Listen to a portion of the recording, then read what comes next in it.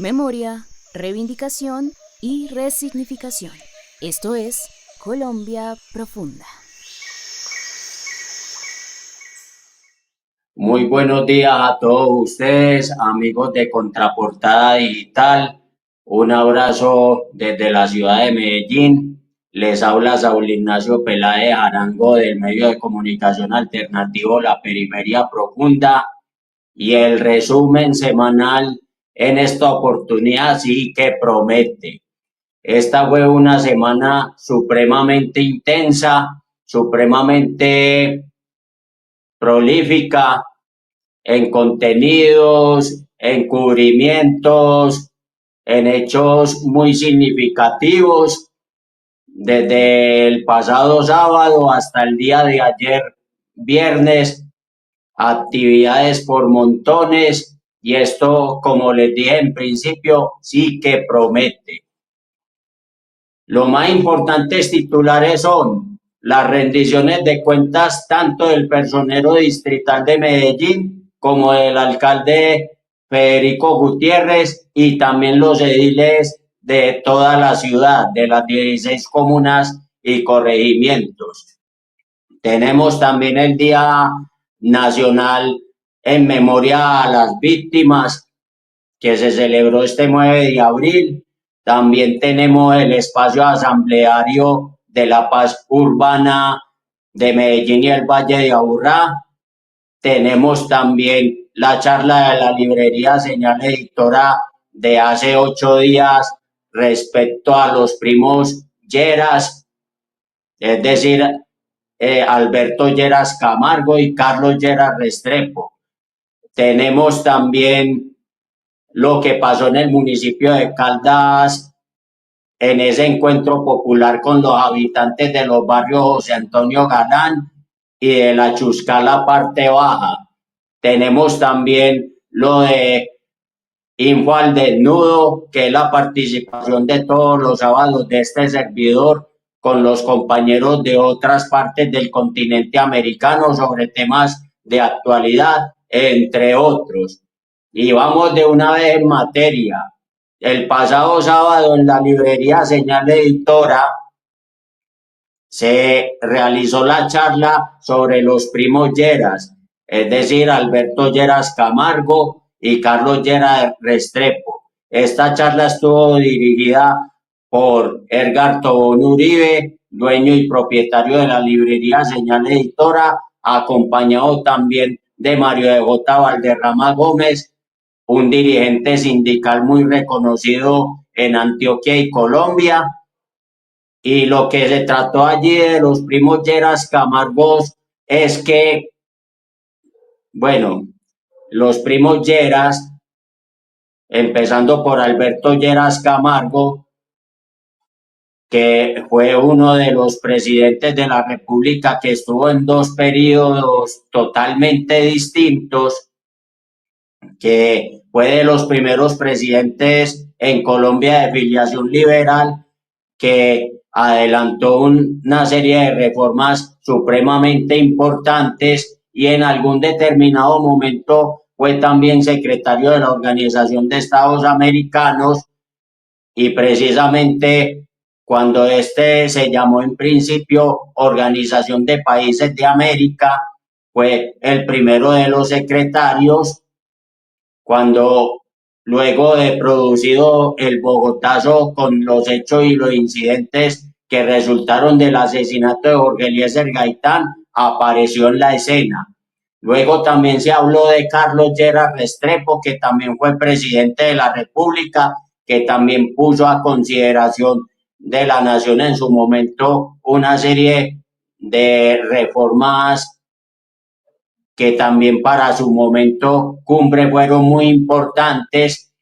y estos fueron también un icono dentro de la política colombiana en la década de los 70 y parte del 80 también en el caso de Carlos Lleras Restrepo y Alberto Lleras Camargo en dos periodos presidenciales totalmente distintos, en uno reemplazando a un presidente renunciado, que en este caso fue Alfonso López Pumarejo, y en el segundo periodo por triunfo de elecciones. En todo caso, esta familia Lleras, comenzando por sus primos y luego por la continuidad que han tenido al día de hoy, ha sido una familia muy importante para la nación colombiana, tanto para bien como para mal, pero de todas maneras están dejando huella. Seguimos. Información al desnudo de hace 8 días con la participación nuestra, donde se trataron temas de la cotidianidad internacional como el tema de los aranceles de los Estados Unidos hacia todos los países del mundo, lo que está pasando en el interior de los Estados Unidos, los temas relacionados con la elección de Ecuador que ya viene encima, todo lo que se trató dentro de ese espacio de información al desnudo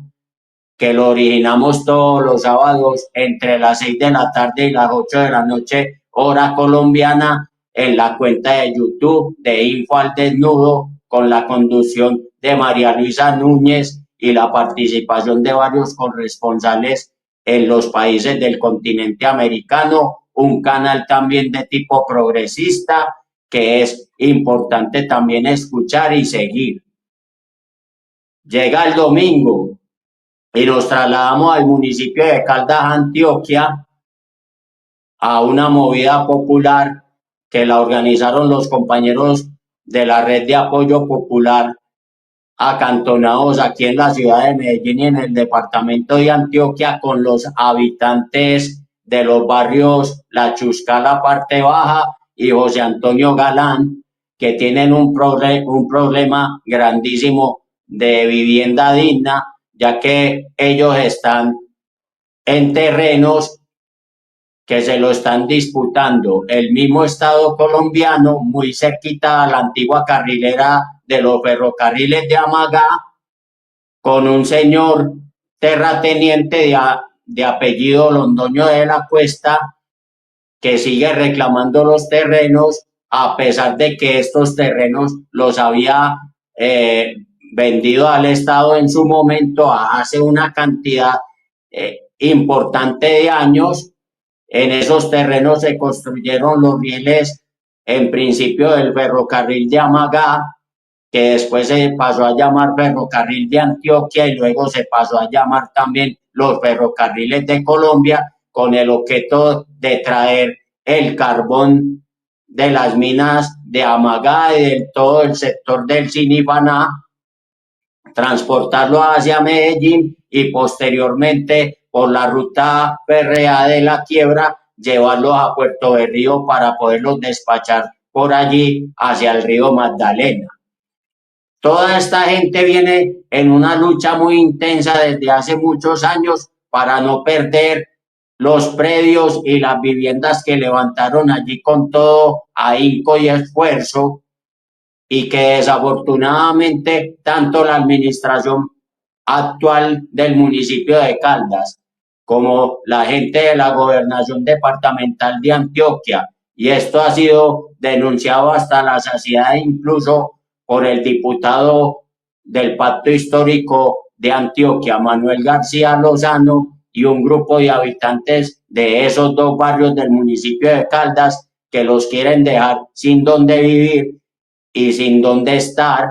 y donde han levantado por muchos años a sus familias y a sus congéneres. También se aprovechó en esa oportunidad, en ese espacio comunitario, para hablar un poco sobre la esencia del 1 de mayo, qué significó el 1 de mayo para la clase obrera, para la clase trabajadora, no solamente en Colombia, sino en el mundo, y que también esto sea un referente para que las ciudadanías libres alcen la voz en contra de todo lo que está pasando, no solamente aquí en Colombia, sino a nivel internacional. Eso a grandes rasgos lo que pasó el domingo en el municipio de Caldas, y pasemos ahora sí a toda esta semana llena de rendiciones de cuentas por montones y a granel. Empecemos por la rendición de cuentas del personero de Medellín, Nefiboset Rabe Gómez, que lo hizo en dos momentos muy importantes. El primero de los momentos lo realizó el pasado lunes en el auditorio de Plaza La Libertad,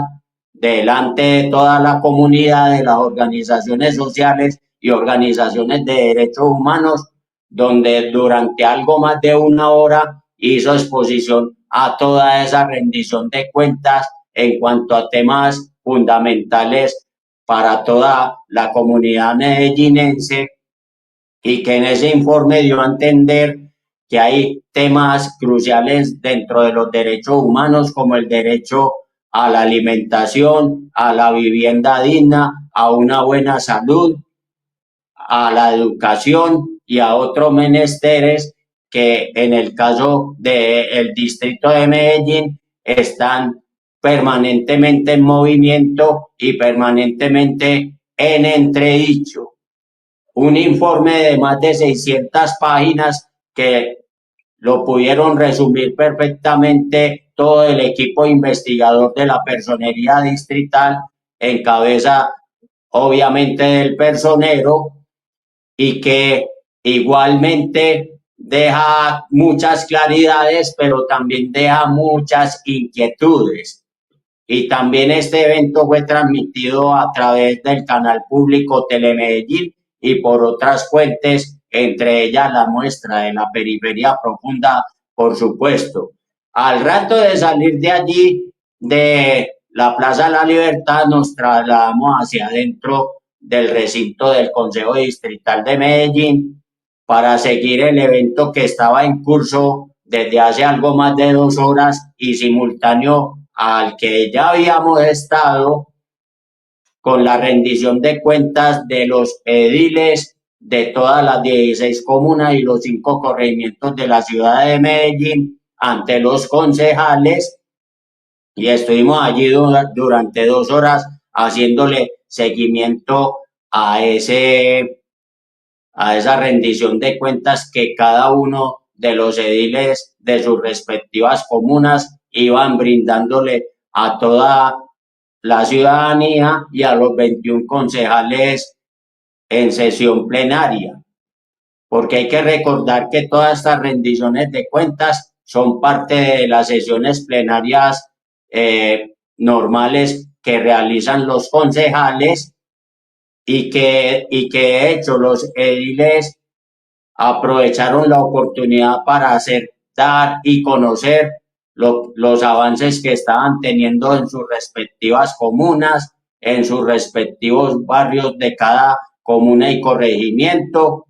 todas las realizaciones, todo lo que hacía falta, todo lo que está por venir,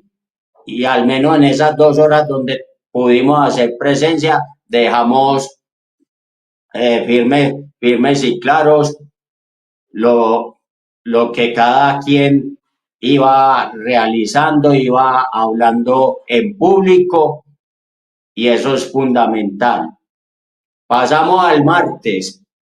muy importante también porque volvimos muy temprano allá al recinto del Consejo Distrital de Medellín, y sobre todo por algo muy importante: la rendición de cuentas del actual alcalde distrital, Federico Andrés Gutiérrez Zuluaga, ante los 21 concejales del distrito y ante el público que abarrotó las tribunas de este recinto, y que en resumidas cuentas, dentro de esa rendición de cuentas del alcalde distrital, mostró los avances dentro de su administración durante el 2024,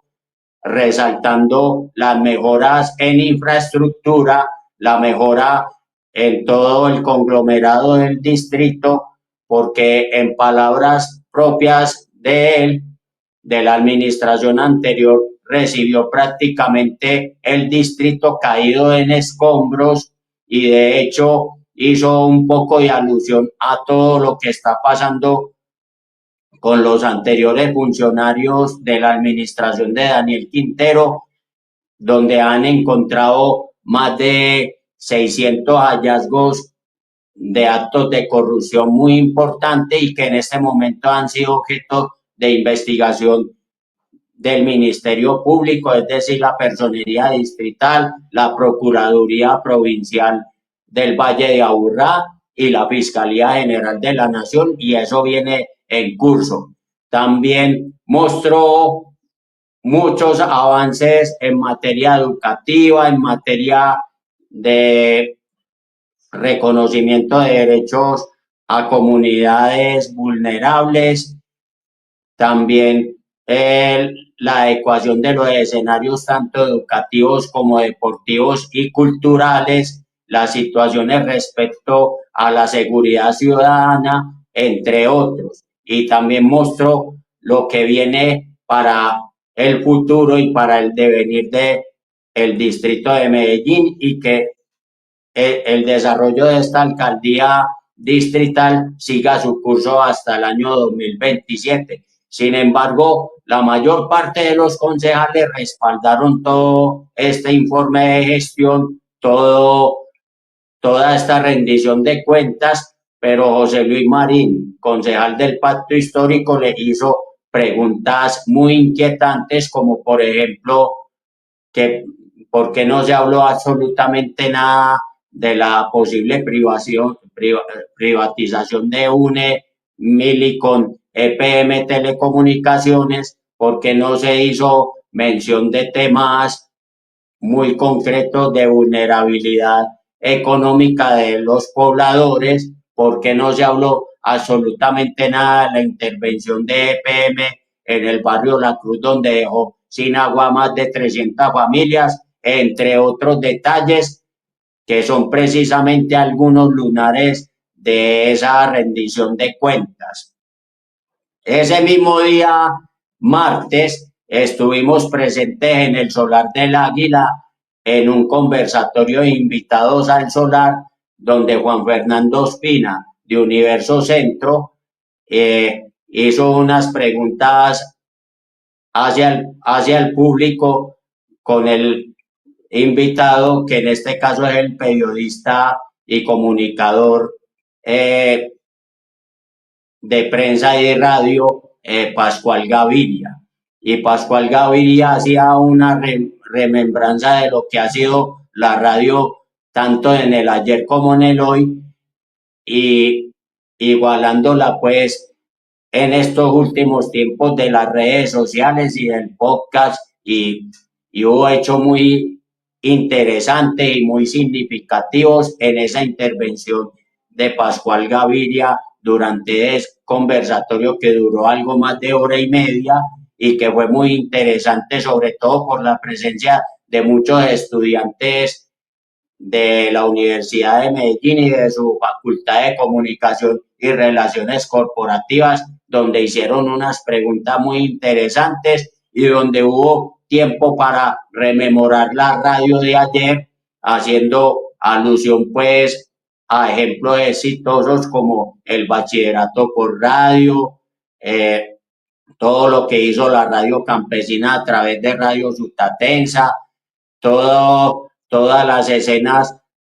inéditas, como por ejemplo el 4-4 de Colombia contra la Unión Soviética en Arica, Chile, 1962, lo que significó las hazañas del ciclismo colombiano en el Tour de Francia de 1985 y otros hechos muy importantes de la vida nacional que fueron pasados por los radiotransistores en todos los tiempos. Una remembranza interesante y extraordinaria. Llegamos al día miércoles, y el día miércoles, ni más ni menos, es el 9 de abril.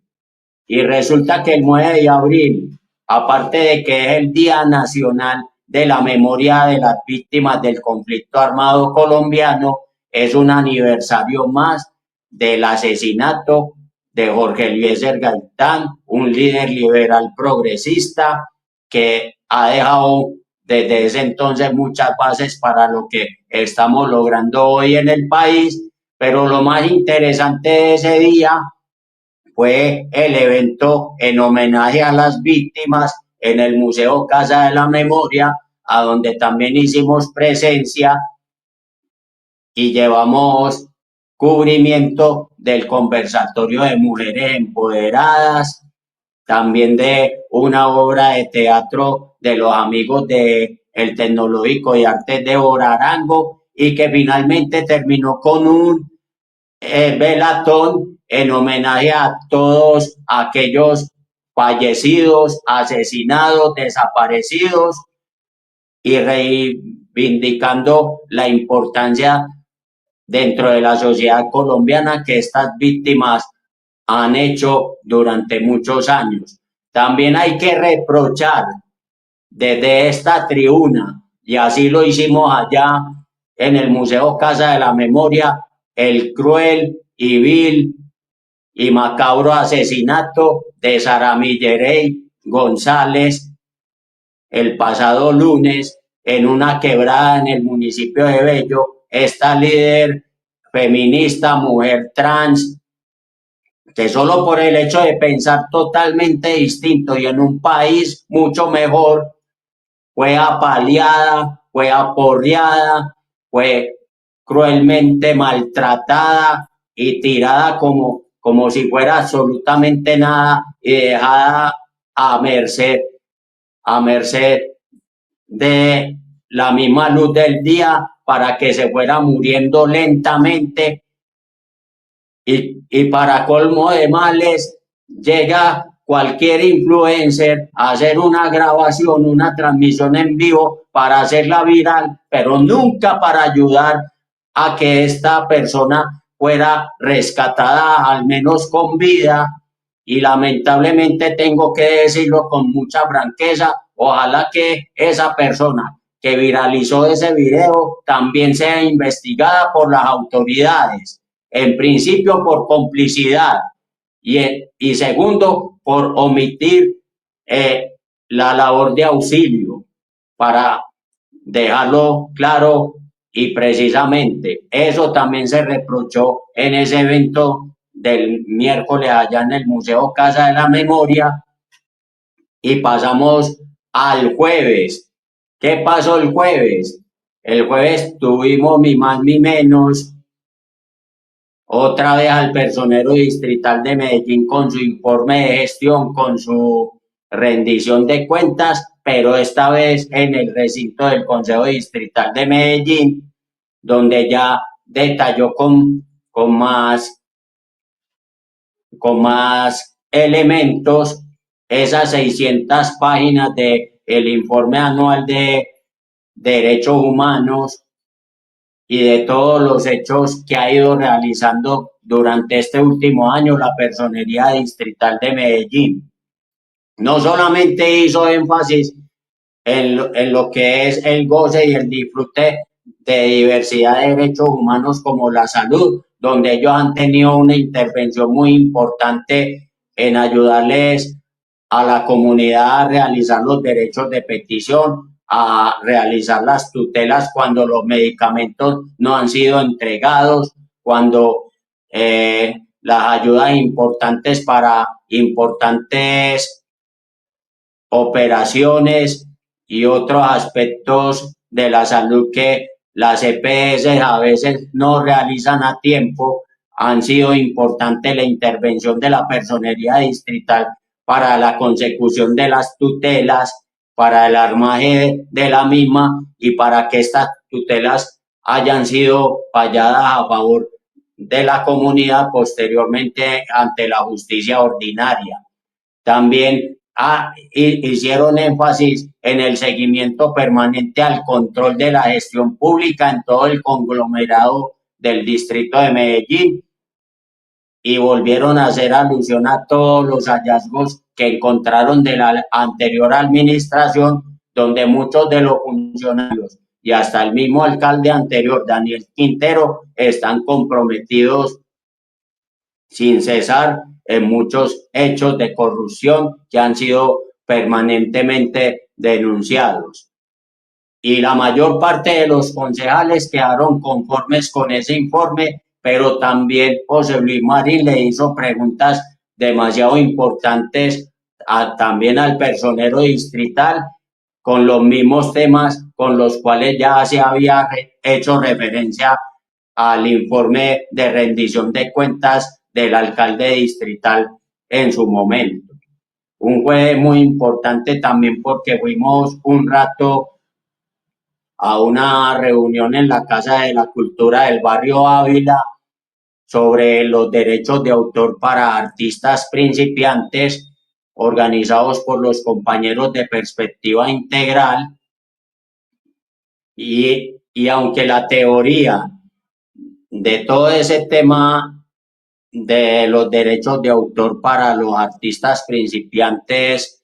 es un poco técnico, pues en esas 2 horas de conversación con la gente de Perspectiva Integral se hizo muchas claridades del por qué era importante que los artistas y otros creadores de contenido tuvieran buena referencia sobre el tema de derechos de autor, porque no deja de ser un tema de corte legal y que para los artistas es importante para poder sacar adelante sus carreras, para poder sacarle jugo a más ingresos, a más regalías por las creaciones, por las autoridades materiales e intelectuales y por todo lo que respecta en ese entorno de la música, las artes y la cultura, pero que de todas maneras este taller se quedó apenas en un comienzo y se promete continuar posteriormente, ampliando todos estos hechos culturales y sobre todo la parte legal para que el artista se pueda integralizar más a la sociedad y pueda vivir del arte. Eso es muy importante. Último día de todo este repaso semanal de parte de la periferia profunda y es el día de ayer 11 de abril, donde estuvimos en principio en una reunión en la sede de Comunes Medellín con las mujeres venteras de toda la ciudad en una reunión especial que se armó para crear el Sindicato de Trabajadoras de la Economía Popular, encabezada por Hortensia Díaz, y que en esas 2 horas y media se llevó a cabo todo el orden del día, toda la organización de ese conglomerado que está luchando por mantener sus derechos al trabajo, sus derechos a un vivir digno y que está luchando precisamente contra la alcaldía distrital de Federico Gutiérrez, porque lamentablemente dentro del plan de desarrollo se encontraron hallazgos en donde se dice que se van a realizar tantas miles de recuperaciones de espacio público a todo lo largo y ancho del distrito. Y como los más perjudicados son las venteras y los venteros ambulantes, porque no tienen de dónde más trabajar para poder llevar el pan a su casa, para poder educar a sus hijos, para poder tener una vida más digna. Entonces, este es un espacio para que la gente trabajadora informal se sindicalice, se una y luche mancomunadamente y colectivamente por defender sus derechos. Gracias a ellas hago parte de la plataforma de comunicaciones de este Sindicato de Trabajadoras de la Economía Popular y orgullosamente estamos esperando que otros compañeros comunicadores alternativos se unan a esta falange. Y en la tarde de ayer estuvimos otra vez en el Museo Casa de la Memoria llevando las incidencias del evento del espacio asambleario de la paz urbana en Medellín y el Valle de Aburrá, dirigido en esta ocasión por la senadora del Pacto Histórico Isabel Cristina Zuleta, también con el acompañamiento de la comisionada de los comisionados de paz del gobierno del cambio, también acompañados por la delegación gubernamental para la paz urbana en Medellín y Valle de Aburrá, y con todos los representantes de este espacio asambleario, con las organizaciones sociales, organizaciones de derechos humanos, mujeres, víctimas, jóvenes de todas las comunas y corregimientos de Medellín, así como de los 9 municipios restantes del Valle de Aburrá. Y ayer mismo se firmó un manifiesto en donde se le hace saber a toda la sociedad civil, a toda la gobernatura local y departamental, que a todas estas comunidades les interesa la paz urbana en Medellín y el Valle de Aburrá para que bajen los índices en homicidios, en delitos de alto impacto, en extorsiones y en otros rubros, y porque es importante negociar con las estructuras criminales que están en las 3 cárceles importantes del área metropolitana, como son la cárcel de Bellavista, la cárcel El Pedregal en el corregimiento de San Cristóbal y la cárcel de Itagüí La Paz. Hechos que se han ido concretando a lo largo de más de 14 meses de conversaciones, de reuniones a puerta cerrada, de socializaciones ante la prensa, y que este espacio autónomo de la paz urbana ha ido incrementando más a nivel de toda la ciudadanía para que todo este esfuerzo de paz total que se está realizando en Colombia comience desde aquí de la ciudad de Medellín, del área metropolitana del Valle de Aburrá, y que sea también este un ejemplo más que la paz sí se puede realizar con las comunidades y que con los grupos al margen de la ley se pueden llegar a unos acuerdos supremamente importantes, como ya pasó hace poco en el departamento de Nariño con la desmovilización definitiva de los comuneros del sur, que era un organismo armado dependiente del Ejército de Liberación Nacional, pero al autonomizarse permitieron de alguna manera poder realizar conversaciones con el gobierno del cambio y posibilitar a este desarme, que es también muy importante, y que para la paz urbana de Medellín y el área metropolitana, lo mismo para Quito, lo mismo para Buenaventura y lo mismo para otros pilotos que están realizando a nivel nacional, van a ser de suma y concreta importancia. Y simultáneamente con el evento donde nosotros estábamos haciendo el cubrimiento, también se presentó ayer en el auditorio del SENA Antioquia el lanzamiento de la consulta popular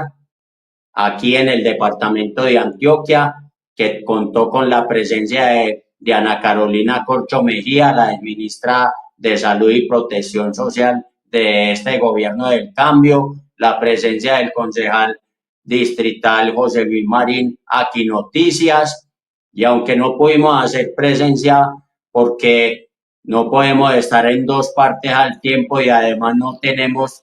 tantas manos como el pulpo, nos,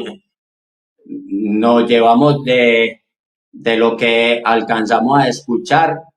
que esta consulta popular sí le interesa bastante al departamento de Antioquia, a contracorriente de la oposición que dice que Antioquia no tiene músculo para aceptar esa consulta popular. Ya la gente en ese orden de ideas poco a poco está despertando en esta ciudad, en esta área metropolitana, en este departamento de Antioquia, y eso, Dios así lo quiera, eso siga creciendo a nivel nacional con esta consulta popular, que es importante para los trabajadores, las trabajadoras y los empleados a todo nivel tanto del Estado como de las empresas privadas, y que esto a futuro, si esto se llega a cristalizarse y si esto se lleva a buen término, esto va a ser importantísimo para toda la sociedad colombiana. Yo les agradezco a todos ustedes la oportunidad que me han brindado en la mañana de este lindo y maravilloso día. Y para el cierre con las noticias deportivas, antes de que nos vayamos yendo, los triunfos sorpresivos tanto de Once Caldas de Manizales como el Atlético Bucaramanga en sus compromisos de visitante, tanto en la Copa Libertadores como en la Copa Suramericana, fueron los mayores hechos registrados por el fútbol colombiano a nivel de copas internacionales. Once Caldas visitó a Unión Española en Santiago de Chile, al cual le ganó por 2-0 con goles de Dairo Moreno y Alejandro García. 3 puntos que son importantes, que le han permitido recuperar terreno en el grupo donde está enlistado con Gualberto Villarroel, San José de Oruro y Fluminense de Brasil, con el cual había perdido de local con este último hace 8 días en la ciudad de Manizales. Por su parte, Atlético Bucaramanga, en un hecho sin precedentes, en el estadio del Cilindro de Avellaneda, Juan Domingo Perón venció por 2-1 al actual campeón de la Copa Suramericana, Racing Club de Avellaneda, con goles de los argentinos Luciano Pons y Fabián Sangüesa, y con un buen rendimiento de toda la defensa y también del arquero Aldair Quintana, que fueron piezas claves para que el primer equipo colombiano ganase allí en el Cilindro de Avellaneda. Y no son datos menores, porque aparte de que es el primer equipo colombiano que gana en ese estadio, era el quinto partido de visitante en la historia de Atlético Bucaramanga en la Copa Libertadores y el primer partido de visitante que logra ganar, y su primer partido de visitante en la República Argentina. En este momento Atlético Bucaramanga es colíder de grupo o puntero del grupo con 4 puntos, seguido muy de cerca por Racing Club de Avellaneda y por Fortaleza de Brasil, que tienen 3 puntos cada uno, aunque hay que anotar que el partido de Colo-Colo de Chile y Fortaleza de Brasil, celebrado esta misma semana en el Estadio David Arellano de Santiago de Chile, tuvo que ser suspendido a los 72 minutos de juego por incidentes de la barra brava de Colo-Colo, al saberse que 2 aficionados que estaban haciendo fila en la previa del partido y tenían boleta para la entrada fueron arrollados por los carabineros de la policía de Chile, y se supo posteriormente que habían fallecido, hecho que llenó de furia y de ira a la hinchada de Colo-Colo, y el árbitro de ese partido se vio obligado a suspender dicho cotejo por falta de garantías, y a pesar de que el marcador era hasta ese momento de 0-0, ya la Confederación Suramericana de Fútbol tomó la decisión